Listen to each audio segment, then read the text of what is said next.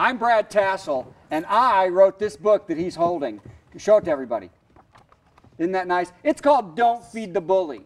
Now, if you hadn't even have read this book, and if you haven't read it, what is the name Don't Feed the Bully? What does that mean to you right there? What does it mean to say Don't Feed the Bully? You got this one? What does that mean? No, I had a question. Did you illustrate it? I did not illustrate it. Logan Sibrel is the illustrator. He's a wonderful illustrator from the age of 13. He now lives in New York, and he works for Marc Jacobs. Wow. Yes, I can't draw flies. Okay.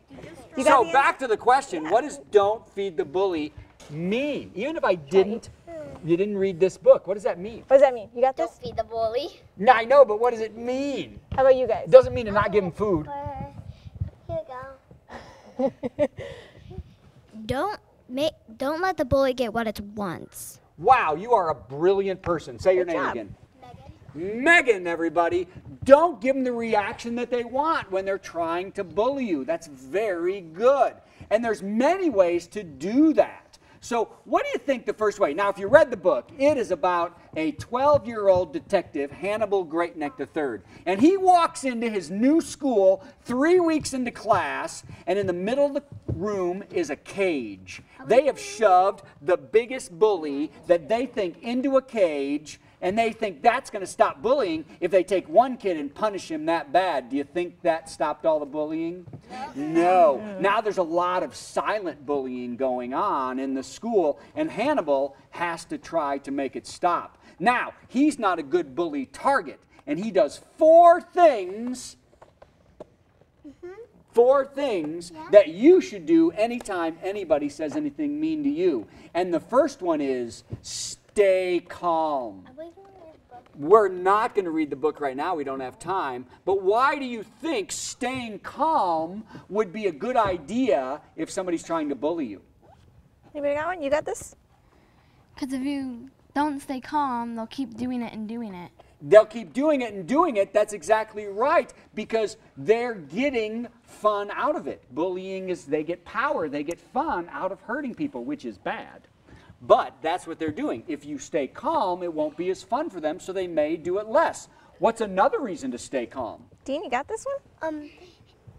Because if you're not staying calm, then if you don't stay calm, then mostly they keep on doing it to you, and when you're like crying or something, they think it's funny, and then keep on like bullying you and like punching you and stuff like that. Wow, that was very intense and very good, and you're very right.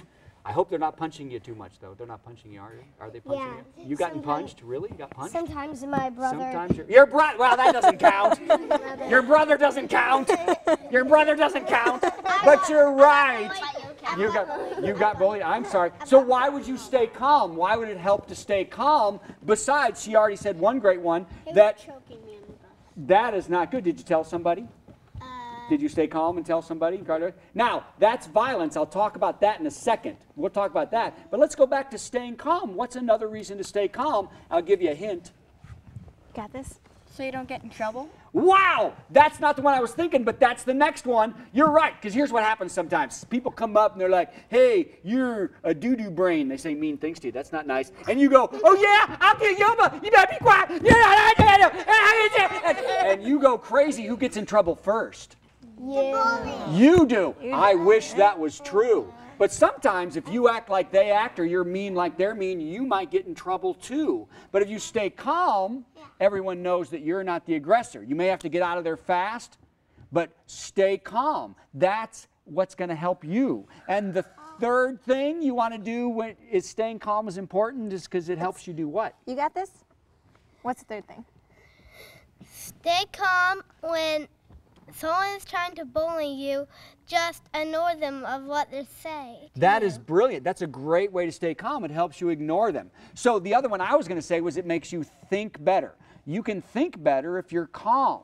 If you go crazy and you do what they want, or you cry or you scream, you can't think very well of how you're going to fix this situation. So number one was stay calm, and that's by not giving them what they want, by not getting yourself in trouble, and the third one, you can think better. The second thing Handy does, and I just used 3, I don't know why. The second thing Handy does is he tries to decide whether there'll be violence or not. Now, you were on the bus and there was violence, and that is bad, and they should get in trouble. But let me say this, you have to understand when you're in a situation where there's bullying, is there going to be violence? Now, if the answer is no, and you don't think anybody is going to try to hurt you, then you can calm down even more. But if there's ever a chance where somebody can try to do what they did to you again or try to hit you, you need to get out of there fast and tell an adult quickly. No one gets to hit anybody. No one gets to choke anybody and get away with it. And I sure hope you told and got them in trouble, or at least got them to learn not to do that. Now, number 3, and then we'll talk to you. The third thing Handy does, he has a thick skin and a sense of humor. Do you know what that means, to have a thick skin and a sense of humor? Well, why don't you tell us what you were going to say then, and then I'll go on to my thing. Well, I didn't want to say it until you were done. I'm done. Go ahead. Well, I have a bully that used to be mean to me, but he's nice at home. He's nice at home. Yeah, he's nice at home, but he used to be mean at me when I was in kindergarten. His name was Sam, and he would always call my friends' names. Oh my gosh! And how'd you get him to stop? Did he learn? No, I told the teacher because he kept on doing it. That's when you're bullying, is when it happens again and again. But you said he stopped. Yeah. So the teacher helped you. That's very good. That's amazing. That's all, chap. That's very good. Thank you. Good job. And that helped, so you did something useful. But what I wanted to say about Handy, the third thing, if somebody's calling you names, if you have a thick skin and a sense of humor, then even when people do those things, which it's never good that they do, you never let it hurt you. What does it mean to have a thick skin, by the way? Let's get some of the older people who may understand this to tell us. Yes, sir. What it means to have a thick skin is to not let any of the mean words or stuff that they say get to you. That's right. You know what? You can literally say under your skin, meaning don't let it hurt you emotionally. Don't let it get in your head and think there's something wrong with you. Because bullying is more about them being mean, and it's not about you, even if it's kind of true. Because people often say true things. So to have a thick skin, it's like you've gotten a vaccine, and they put a vaccine in your system that no words can hurt you, that nothing anybody says can make you feel different about yourself. Yes? Well, I have a more metaphorical term. Ooh, I can't wait. That I just now made up. Is it ancient in Chinese too? No. Okay, good. It's new and Fabulous. yeah. Let's hear it. Well, you think of the bully, well, the hurtful words and stuff as a tick, and like if you have soft skin, then it's going to be able to bite you. But if you have hard skin, it won't be able to bite you. It'll just bounce off. What I love about what you said is it actually is a metaphor. That's what I like. And it really works. Isn't that amazing? So a tick, if it got on your skin, if it couldn't get its teeth in there to get your blood, then you would have a very thick skin and it couldn't hurt you. Same thing for names and words. Be like somebody with a tick on their body. That's kind of creepy a little bit, isn't it? But that's great. I love it. So that's having a thick skin. And having a sense of humor means that you can laugh at things that sometimes go on in the world. Let me tell you a quick story before we finish up. When I was in 8th grade, I was very small. I was about the size of a 3rd grader. I was about 4 foot 8 inches tall. Anybody about 4 foot 8 inches tall? How old are you? 10. I was 15. I was 4 foot 8 inches tall. I weighed about 75 pounds. What do you weigh? You know? 80 something. So I was smaller than you. I was almost 15 years old. I had orange curly hair. You ever see the show Annie? The movie Annie? She had orange curly hair. I had big glasses. I had a big nose. I had freckles. I had braces. I was the ugliest little girl in 8th grade. Girl? Why would I say that? Why would I say I was the ugliest little girl in 8th grade? What do you think people might have said to me if they were trying to make fun of me? ugly person. You're a girl. That I was a girl, that's right. So if the other 8th graders or the people in my school wanted to be mean to me, they might say, because I did look a little girly. I did look kind of girl. Even my mom's friends were like, is this your daughter? Yeah, thanks, lady. But I was not a good bully target.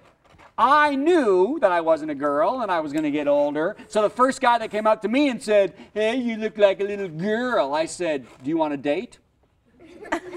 And he went, what? And I said, are you in love with me? What do you mean? I said, I think you want to go out. No, I don't want to go out. Yeah, you do. I think you're in love. Hey, everybody, this guy's in love with me. So like Handy, I made it a situation that he didn't want to repeat. And I had a very thick skin, and I didn't let it hurt me. And I stayed calm. And I understood that if he was ever going to try to be violent, I would get out of there right away. Does that make sense? Just say yes. Okay, good. So that's 3 things that Handy has done that you should think about doing. Everybody should. Always stay calm if there's bullying around. Always understand, is there going to be violence? If there's not, you can be calm. If there is, you get out of there fast. Have a thick skin and a sense of humor, and you'll be a lot better off. And the last thing that Handy does is collect evidence. What does that mean to collect evidence, do you think? Ooh, I love it. To get proof. To get proof, whether you write down everything that goes on or you remember everything so you can tell later, and most of all, talk to other kids who were there to get their stories. And I think we'll be a lot happier, and now we understand a little bit more about what it means not to feed the bully, right? Everyone clap for me, because I'm great.